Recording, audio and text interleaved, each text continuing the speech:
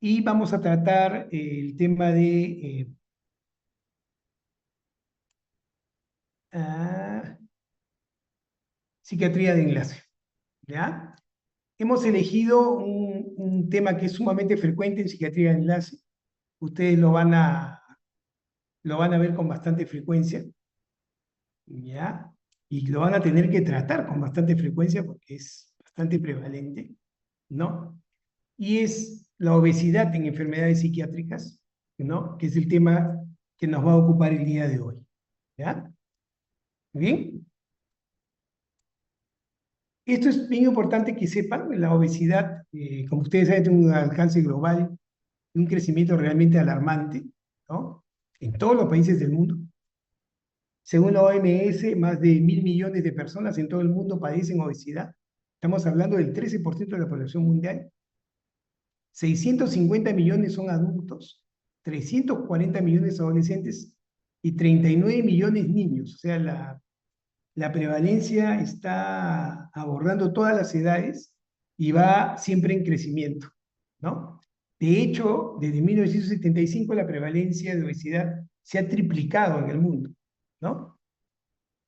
Este aumento rápido y continuo de la obesidad la convierte en un problema urgente y prioritario para la salud pública mundial. Y ustedes me dirán, ¿qué hago hablando de esto en psiquiatría? Vean ustedes. Este es un estudio de la prevalencia de obesidad en personas con depresión severa, ¿ya? Personas con, perdón, con depresión severa. Vean ustedes. Un ratito. Se me adelantó. ¿No? Y acá tienen ustedes, es un estudio que se seleccionaron 15 estudios que examinaban la relación bidireccional, escuchen bien, bidireccional, longitudinal entre la depresión y el sobrepeso, ¿no? Eh, y como ustedes ven acá, lo que se encuentra más en rojo, ¿no? Son los países donde más relación, más prevalencia se ha encontrado. Bueno, Estados Unidos, ya saben ustedes, son los reyes. Los que están en blanco son aquellos que no tienen data, porque si tuviera data, México estaría en el mismo nivel de México probablemente, ¿ya? En esta relación. Pero lo que se ha podido establecer es que la obesidad aumenta el riesgo de depresión, la obesidad. O sea, el estar obeso hace que haya 1.5 veces más probabilidades de ser un trastorno depresivo mayor. En cambio, cuando uno está deprimido, ¿ya? El riesgo para hacer obesidad es aproximadamente el mismo, 1.5%, ¿ya? Esta asociación fue mayor en Estados Unidos y en Europa, ¿no? Y está fundamentalmente en la población de adultos de 20 a 59 años. Entonces, tomar esto en cuenta, hay una relación entre obesidad y depresión claramente establecida. Este es un estudio de la obesidad y sobrepeso en niños y adolescentes y adultos jóvenes con trastornos de salud mental. Acá tienen ustedes el trastorno por déficit de atención, que ya lo hemos conversado, los trastornos de ansiedad, la depresión y los trastornos alimentarios. Y vean ustedes, acá tienen la prevalencia en porcentaje, ¿ya? Tienen el promedio de índice de masa corporal y la obesidad severa. Como ven ustedes, ¿no? El trastorno por déficit de atención, lo habíamos conversado en la clase anterior, está muy relacionado con obesidad, sobre todo en niños y adolescentes, ¿no? Por supuesto que la ansiedad también, vean que la prevalencia de personas con ansiedad es aproximadamente el 30%, en TDAH es más del 40%, en depresión habíamos visto, está alrededor del 25%, y los trastornos alimentarios alrededor del 15%, ¿cierto? Y miren ustedes cómo va aumentando la probabilidad de hacer obesidad más bien severa en estos trastornos. Entonces, bien importante tomar esto en cuenta porque tendríamos que saber el por qué hay tanta prevalencia de obesidad que lógicamente hace que los trastornos, todos estos trastornos que les acabo de mostrar, empeoren el pronóstico. Acá tienen un estudio de obesidad y sobrepeso en niños y adolescentes y adultos jóvenes con trastornos de salud mental, pero determinado por sexo. Y vean ustedes que en el caso del TDAH, ¿no? Más frecuente es la obesidad en adultos perdón, más frecuente es la obesidad en niños que en niñas, ¿no? Pero miren, en ansiedad, la prevalencia de obesidad es mayor en la mujer, en depresión es mucho mayor y también en los trastornos alimentarios. Nuevamente, esta progresión alta de la posibilidad de sufrir entonces de una obesidad severa, ¿no? Pero cuando nosotros vemos la correlación y el sobrepeso, vamos a ver que en todo lo que hemos visto, o sea, efectivamente, hay una correlación clara a la tendencia, tanto en depresión como en ansiedad, ¿no? Siempre es hacia arriba, así que el cuadro no se trata. ¿Estamos de acuerdo? Trastornos alimenticios, ven ustedes. En el único en el cual más bien la tendencia es a disminuir la obesidad, es en el trastorno por déficit de atención. ¿Ya? Ahí disminuye el proceso. Ya saben ustedes que el trastorno por déficit de atención tiene varios, va cambiando la sintomatología según la edad. Y entre la niñez y la preadolescencia y adolescencia, recuerden ustedes, la comorbilidad con ansiedad y depresión es alta. Por eso es que en estos procesos la obesidad es alta, pero después, con el tiempo, ¿no es cierto? Van variando los síntomas y la obesidad va disminuyendo. Pero en todos los otros trastornos, claramente van aumentando. Es lo que les decía siempre, ¿no? Cuando hay comorbilidad, hay que tratarla con la misma intensidad como el cuadro de origen. Y en este caso, en los trastornos mentales, cumple ese criterio. Ese es un estudio de sobrepeso, obesidad y depresión. Es un metaanálisis. Y van a ver ustedes, por ejemplo, acá lo tienen claro, ¿no? Cuando uno sufre de sobrepeso, ¿no es cierto? Vean ustedes cómo aumenta el riesgo para hacer depresión. ¿Ven? Va aumentando el riesgo de hacer depresión en la medida en que uno va teniendo este cuadro de obesidad. Y al inverso, la depresión va a aumentar el riesgo para hacer obesidad. Se ha confirmado que existe un vínculo recíproco entre la depresión y la obesidad, y que la obesidad aumenta el grado de depresión. Entonces, cuanto más obeso es el paciente, su grado de depresión va a ser mayor. Y ustedes me dirán, con razón, claro, pues si está más gordo, se ve más feo, se deprime más. No. Aparte de eso que tiene sentido, se ha podido establecer que hay un proceso inflamatorio. Yo les había contado que la depresión es una enfermedad proinflamatoria, pero la obesidad claramente es una enfermedad inflamatoria. Esa combinación va a hacer que el grado de depresión sea mayor. Por eso la urgencia de pacientes con depresión y obesidad ser tratado ambos con la misma intensidad. ¿Y qué es lo que ha asociado estos procesos? Se ha encontrado que existe una asociación genética del trastorno depresivo mayor y disregulaciones inmunometabólicas relacionadas con la obesidad.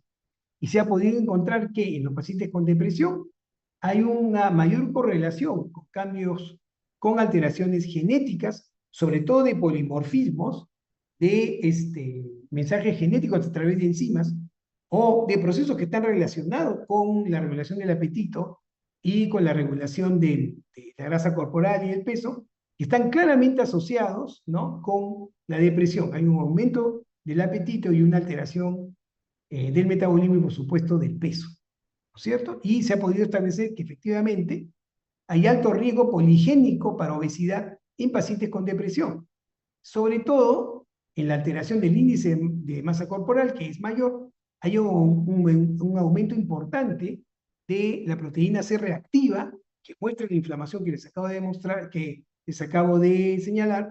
Hay un mayor riesgo de un polimorfismo en la leptina que la hace menos eficaz para poder manejar el apetito. Y esto ha podido establecer justamente que hay un proceso en la depresión inflamatorio que aumenta con la obesidad y que esto va a alterar los procesos metabólicos y, por supuesto, va a alterar el pronóstico del paciente con depresión. Pero ¿cuál es el otro factor? Debemos responsabilizarnos también de lo que hacemos.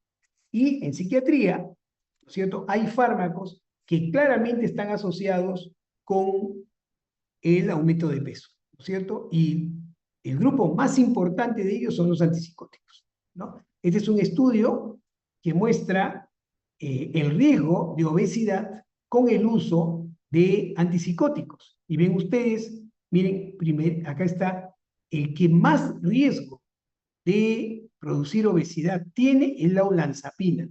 Y miren que la olanzapina es un extraordinario antipsicótico. Pero como habíamos conversado en la clase de esquizofrenia, ¿no? La olanzapina, que es un antipsicótico de segunda generación, se supone que es más seguro que usar antipsicóticos de primera generación, como el haloperidol, por ejemplo, ¿no es cierto?, genera estos problemas metabólicos. ¿Recuerdan? Antipsicóticos de primera generación, ¿cuál es la diferencia? Más probabilidad de producir efectos extrapiramidales. Antipsicóticos de segunda generación, más probabilidad de producir problemas metabólicos como la obesidad y la diabetes. Está la azotepina, que no hay en el Perú, la clozapina, también tiene esa dificultad. Bien, todos estos son de segunda generación: risperidona, quetiapina, sertindol, clorpromacina es de primera generación. Iloperidona, clozapina, la mayoría de antipsicóticos de segunda generación tienen esta dificultad con respecto a la obesidad. ¿Estamos de acuerdo? Entonces, tenemos que entender, hay trastornos psiquiátricos donde hay procesos proinflamatorios que pueden generar problemas metabólicos y obesidad, depresión, ansiedad, trastornos alimentarios. En cambio, en trastornos como la esquizofrenia, ¿no es cierto?, el problema metabólico se establece aparentemente por una alteración de aquellos factores que regulan el peso y la ingesta de alimentos, ¿no?, a través del uso de los antipsicóticos. Y acá tienen ustedes cuáles serían aquellas moléculas que los antipsicóticos estarían alterando para generar sobrepeso en los pacientes esquizofrénicos que toman como opción de tratamiento antipsicóticos, sobre todo los de segunda generación. En primer lugar está la leptina. La leptina es un regulador del apetito y del gasto energético. Entonces, ¿qué se ha encontrado?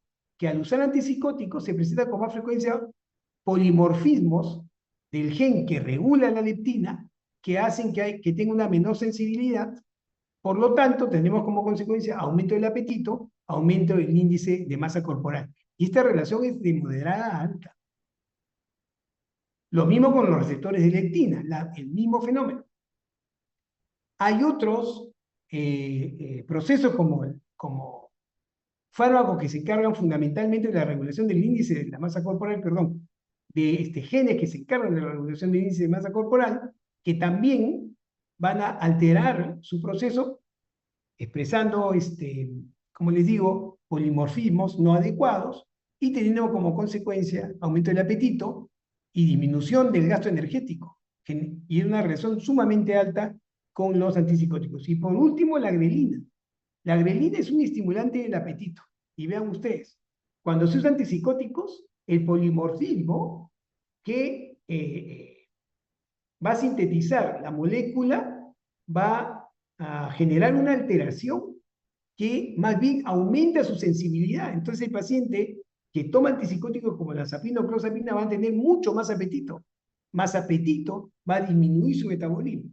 Esa es la razón por la cual, y les va a pasar cuando tengan la oportunidad de atender este tipo de pacientes, que cuando se le den estos antipsicóticos, el familiar le va a decir: doctor, él toma el fármaco, lazapina o clozapina, y se queda dormido rápidamente. Pero a medianoche se levanta a comer. Y es justamente por este fenómeno que les acabo de recordar.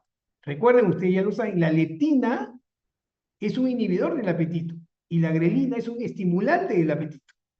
Y en el caso de los antipsicóticos generan polimorfismos que hacen que la leptina como producto final pierda sensibilidad y la grelina como producto final aumente su sensibilidad. Y entonces hay un mayor sensación de apetito y hay un metabolismo disminuido y mayor acumulación de grasa. Y eso está en relación con el uso de antipsicóticos. Entonces, el impacto de la medicación psicotrópica sobre la obesidad es real, pero no hay que generalizar. Ese es un gran problema que tenemos nosotros con los colegas no psiquiatras, que generalizan. Ven un paciente tomando un fármaco, inmediatamente le dicen: no, por eso has aumentado de peso. Y eso no es del todo cierto, ni siquiera con todos los antipsicóticos. Entonces, tienen que tener en su cabeza que los fármacos que están más relacionados con obesidad son los antipsicóticos, lejos, ¿no es cierto? Y de ellos los antipsicóticos atípicos, ¿no? Vean ustedes, aloperidol, por ejemplo, ¿no es cierto? Muy poco relacionado, pero clozapina y olanzapina muy relacionado con el aumento de peso. Cariprazina, aripiprazol, ensiprasol, no. De hecho, la cariprazina está por ser lanzada el próximo año acá en el Perú, es un excelente antipsicótico, ¿no? Y entonces, dislipidemia, vean ustedes, también clozapina o olanzapina, ¿no? Hipertensión por aumento de peso y diabetes, olanzapina y clozapina. ¿Se dan cuenta? Pero cuando vemos los antidepresivos, por ejemplo, el bupropion, recuerdan este inhibidor de recaptación de dopamina y noradrenalina, no genera mayor problema. La mirtazapina y la paroxetina pueden aumentar el peso, difícilmente los inhibidores de recaptación de serotonina, como la fluoxetina o la sertralina, ¿no? O el escitalopram, difícilmente van a hacer eso, ¿no? Los antidepresivos tricíclicos sí, claramente también aumentan de peso. Y dentro de los estabilizadores del humor, el litio y el ácido valproico también pueden aumentar de peso. ¿Estamos de acuerdo? Entonces, hay que diferenciar. No todos los psicofármacos producen aumento de peso. Hay que evitar las generalizaciones. Acá tienen ustedes en un gráfico, en esta tabla, cuáles serían las moléculas target, ¿no es cierto?, que generarían esta alteración en el metabolismo. Son tres fundamentalmente, ¿ya? Los receptores de histamina, que al ser bloqueados, estimulan el apetito y alteran el metabolismo. Los receptores muscarínicos, ¿se acuerdan? La acetilcolina, que al ser bloqueados también generan el mismo problema. Y el receptor 5-HT2C. El receptor 5-HT2C también genera ese problema de ser bloqueado. Entonces, si ustedes ven acá la afinidad, ¿quiénes van a aumentar más de peso? Los que sean más afines. Entonces, si vemos histamina, ¿no es cierto? Vamos a ver que, recuerden ustedes, la afinidad es, recuerden la regla de la afinidad, ¿no? Con poco fármaco, ¿no es cierto?, se genera un gran impacto. O sea, contra menor sea el número, la afinidad es mayor. Y ustedes ven acá, pues, si vemos histamina, el aloperidol no toca la histamina, pero vean la clozapina, vean la olanzapina, vean la risperidona. ¿Se dan cuenta? La ciprasidona, nada, muy poco. La quetiapina, menos que la clozapina con respecto a bloquear el receptor histaminérgico. Cuando hablamos del receptor muscarínico, ¿no es cierto?, vamos a ver que clozapina y olanzapina también son los más importantes versus todos los antipsicóticos. Cuando hablamos del receptor 5-HT2C, ¿no es cierto?, clozapina, olanzapina, risperidona son los que tienen mayor responsabilidad en el aumento de peso. ¿Estamos de acuerdo? Entonces, si vemos la combinación clozapina de bloqueo histaminérgico, bloqueo colinérgico y bloqueo del receptor 5-HT2C, ya saben por qué aumenta de peso igual que la olanzapina. ¿Estamos de acuerdo? Entonces, esa es la razón por la cual estos fármacos generan esa molestia. Entonces, si tenemos un trastorno psicótico y usamos antipsicóticos, sobre todo de segunda generación, ¿no es cierto?, vamos a bloquear, ¿no es cierto?, el H1 y el 5-HT12, o sea, va a haber un antagonismo de estos receptores y esto va a generar una activación de la proteína quinasa y eso va a aumentar el apetito y la ingesta calórica. Estos procesos, tanto bloquear estos receptores como aumentar la ingesta calórica, van a alterar el microbioma y eso genera aumento de peso y cambio de metabolismo hormonal. ¿Estamos de acuerdo? La alteración de la leptina, ya saben que disminuye su sensibilidad, la grelina aumenta su sensibilidad, habrá más riesgo de síndrome metabólico y diabetes y por supuesto de enfermedades cardiovasculares. ¿Estamos de acuerdo? Los antipsicóticos también alteran, generan disfunción mitocondrial, que pueden también estar comprometidas en este proceso. Entonces, lamentablemente es así. Lamentablemente los antipsicóticos más potentes son de segunda generación y generan estos problemas. Y entonces estamos así, ¿no? La obesidad es un proceso inflamatorio importante, ¿ya? Altera la síntesis de las monoaminas, de la serotonina y de la dopamina, de la noradrenalina. Entonces, la alteración de la función del tejido adiposo e infiltración de células del sistema inmune son factores inflamatorios. ¿Estamos de acuerdo? La alteración de la microbiota, como hemos visto, los antipsicóticos alteran la microbiota, ¿no?, del intestino, también va a generar endotoxemia. Todo esto produce inflamación. La inflamación va a generar entonces que se eliminen enzimas que son importantes para generar serotonina, como la indolamina. ¿Se dan cuenta? La indolamina, en vez de ir hacia el triptofano para producir serotonina, va a ir hacia la quinolinina, ¿no es cierto? Y va a alterar la microglia. Entonces hay un impacto también sobre el sistema nervioso.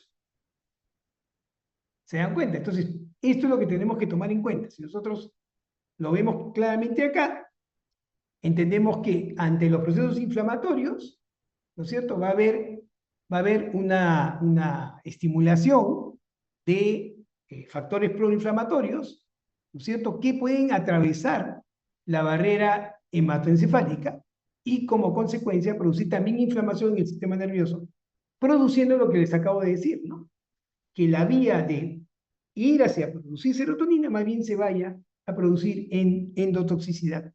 Entonces vamos a tener serios problemas. Acá lo tienen clarito, miren. Los procesos proinflamatorios e inflamatorios del medio interno atraviesan la barrera hematoencefálica y eso estimula a la microglia. La microglia va a producir factores proinflamatorios, interleuquina 1, ¿no es cierto?, factor de necrosis tumoral, etcétera, interleuquina 6, y esto, ¿qué va a hacer? Que la indolamina, en vez de ir hacia el triptofano para producir serotonina, se va a ir hacia los factores quinurénicos y del ácido quinolínico, que va a generar más bien neurotoxicidad. ¿Se dan cuenta? Ese es el gran problema. Y entonces, en resumen, paciente obeso, proceso proinflamatorio, ¿no? Y el resultado va a ser neurotoxicidad, una menor capacidad de tener serotonina a la mano y un cuadro depresivo que será la razón y la causa de por qué el paciente presenta esta sintomatología. ¿Muy bien? ¿Qué hacemos entonces? Claramente, la mejoría o remisión de comorbilidades asociadas a la obesidad son importantes, ¿no es cierto? Si la obesidad baja, mejora los cuadros de hipertensión y hiperglicemia. Si baja más aún, se previene los cuadros de depresión, ¿no es cierto? Disminuye la posibilidad de incontinencia urinaria, etcétera, ¿no? Y si hacemos que sea importante esta pérdida de peso, ¿no?, habrá remisión de la diabetes y disminuirá la mortalidad cardiovascular. Entonces es importante que nosotros tomemos esto en cuenta. En general, escuchen bien, en general, ¿qué se recomienda para prevenir el aumento de peso por psicotrópicos, por el uso de antipsicóticos?